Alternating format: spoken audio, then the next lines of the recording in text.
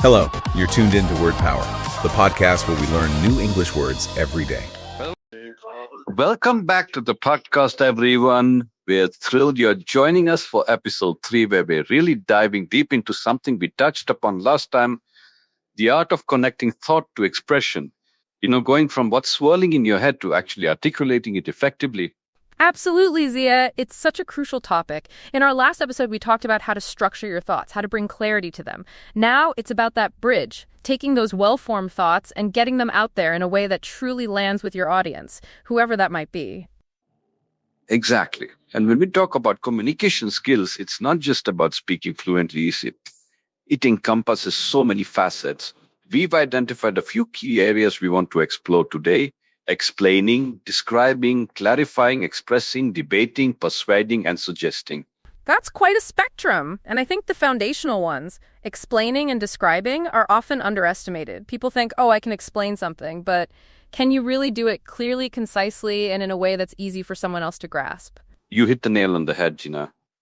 Explaining something isn't just about listing facts. It's about breaking down complex information into digestible parts, using analogies perhaps, or giving examples. Think about explaining a new concept at work, or even just explaining to a friend how a new app works.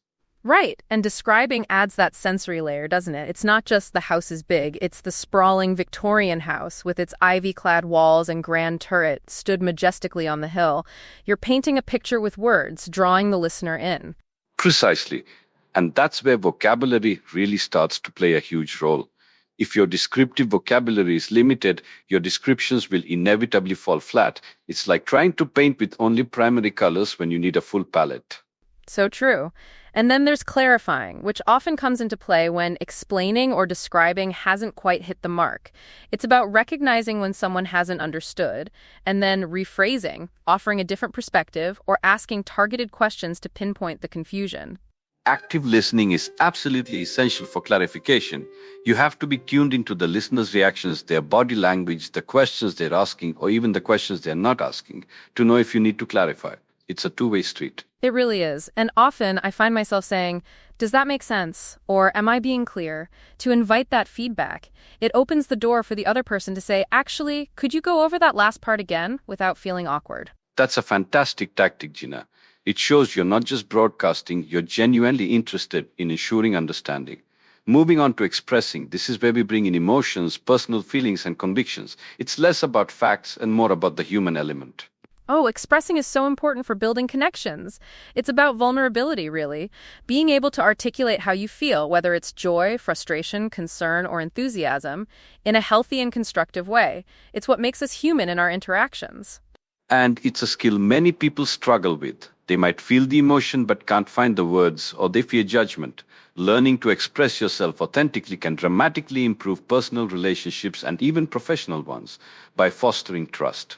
Definitely. I think a lot of it comes down to being comfortable with your own feelings first, and then practicing how to articulate them. Sometimes just starting with "I feel" can be a powerful opener. For example, "I feel excited about this project," or "I feel a bit overwhelmed by the workload today." Great point. Now let's shift to some of the more advanced or perhaps more strategic communication skills: debating, persuading, and suggesting. These often build on the foundational skills we just discussed. Yeah, these are where things get a bit more dynamic, aren't they? Debating, that's about presenting a viewpoint and defending it with evidence, while also respectfully engaging with opposing views. It's not about winning, ideally, but about exploring an issue from multiple angles.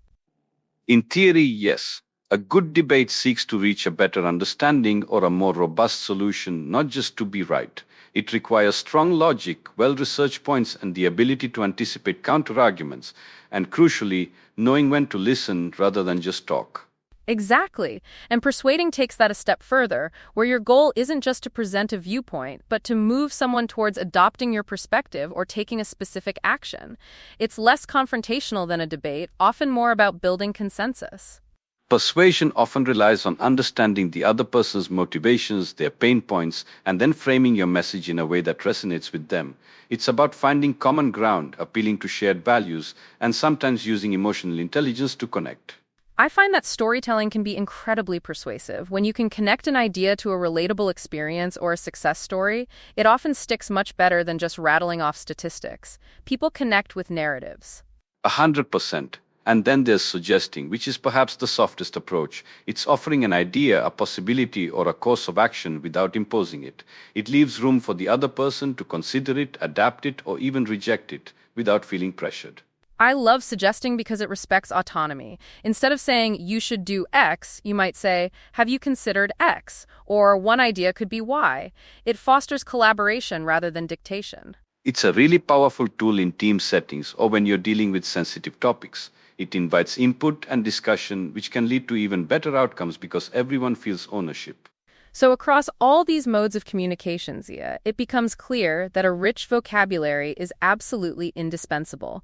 You can't explain clearly, describe vividly, or persuade effectively if you're constantly searching for the right words. Precisely, and that brings us to the next big part of our discussion, how to actually learn vocabulary effectively. It's not just about memorizing definitions, is it? There's pronunciation, understanding the nuances of meaning, and of course spelling. Definitely not just memorizing. Let's start with pronunciation because, honestly, nothing can throw off your confidence more than mispronouncing a word you're trying to use, especially if it's a new one. I've been there. Oh, absolutely. The fear of sounding silly can make you avoid using a new word altogether. My biggest tip for pronunciation is to listen to native speakers. Don't just read the word. Use online dictionaries that offer audio pronunciations.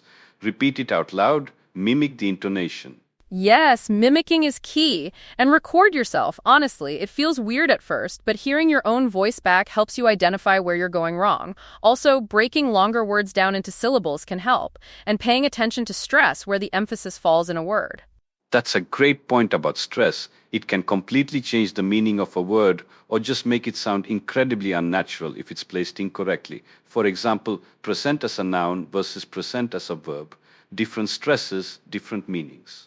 Perfect example. So once you've got a handle on how it sounds, then it's about the explanation and truly understanding the word. It's not enough to know a synonym, you need to understand its context, its connotations. Right, a simple dictionary definition is a starting point, but try to see the word used in different sentences. Read extensively. If you encounter a new word, don't just look it up and forget it. Try to use it in your own conversation or writing soon after. And think about its antonyms and synonyms. That helps you grasp its exact shade of meaning. For instance, giggle, chuckle, laugh, guffaw, they all mean to laugh, but with very different nuances. Knowing those differences makes your communication so much richer. Absolutely. It allows you to choose the most precise word, which is a hallmark of excellent communication. And then there's spelling, the bane of many people's existence, myself included, sometimes. English is notoriously tricky with its spelling rules and exceptions. Oh, tell me about it. I before E, except after C, or when sounded as A as in neighbor and way, and then all the exceptions to that rule. It's a minefield sometimes. For spelling, I find that breaking words down visually helps a lot. Visualizing can be really effective, writing the word out multiple times, seeing it in different fonts, or even associating it with an image. Mnemonic devices are also incredibly helpful, like for separate, remembering a rat is in separate. That's a classic and so effective. For me, reading a lot has probably been the biggest help with spelling. You just start to recognize patterns and the correct look of words, even if you don't consciously know the rule. It's like building up a visual database. Reading definitely builds that subconscious recognition, and also don't be afraid to use spell checkers and grammar tools, but use them as learning aids, not just crutches. When it flags a word, take a moment to understand why it's incorrect. Exactly. Don't just blindly accept the correction. Try to learn from it. And finally, practicing writing, even if it's just journaling or writing emails, forces you to engage with spelling actively rather than passively. So, to tie all of this back to our central theme of connecting thought to expression, it's clear that mastering these various communication skills, explaining, describing, clarifying, expressing, debating, persuading, and suggesting, along with building a robust vocabulary, is really about empowering your thoughts. It's about giving your thoughts the best possible vehicle to reach others.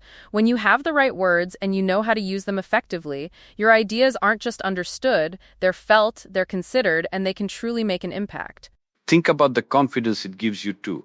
When you know you can articulate yourself clearly and powerfully, whether it's in a job interview, a presentation, or just a casual conversation, it transforms your presence. It genuinely does. And it's a continuous journey, right? Nobody masters all of this overnight. It's about consistent effort, paying attention to how others communicate, and always being open to learning and improving. Absolutely. It's a muscle that gets stronger with use. So we encourage all of you listening to consciously practice these skills this week. Try to explain something complex to a friend, try to describe something vividly, or try to express a feeling clearly. And when you encounter a new word, don't just ignore it. Look it up, listen to its pronunciation, understand its meaning and context, and then try to use it a few times. You'll be amazed at how quickly your active vocabulary grows. It really does make a difference. Thank you so much for joining us for episode 3. We hope this deep dive into communication skills has given you some tangible takeaways and inspired you to sharpen your own verbal arsenal. It's been a fantastic discussion, Zia. And to all our listeners, keep practicing, keep learning, and keep connecting. We'll catch you next time for another engaging conversation. Goodbye for now.